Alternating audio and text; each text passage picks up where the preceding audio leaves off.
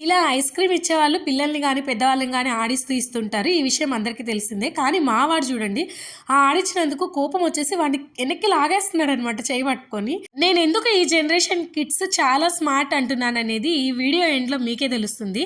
అగస్త్య అయితే first time అనమాట ఇలా ఐస్ క్రీమ్ స్టాల్ దగ్గర ఈ గేమ్ ఆడడం అనేది. ఈ గేమ్ ఆడిచ్చే వాళ్ళకి బావుంటది. ఆడే వాళ్ళకి బావుంటది. అండ్ చూసే వాళ్ళకి ఇంకా బావుంటది గదా! తమాషాగా ఆడిస్తుంటారు గాబట్టి. ఇదైతే మా బావగారు వాళ్ళ అమ్మాయి పెళ్లిలో ఒక స్టాల్‌లో పెట్టుంటే అక్కడ ఆడారనమాట. ఎగ్జాక్ట్‌లీ 3 మంత్స్ తర్వాత ఏం జరిగిందంటే, థ్రిల్ సిటీలో క్రిస్మస్ ఈవెంట్ జరుగుతుందంటే మేము వెళ్ళామనమాట.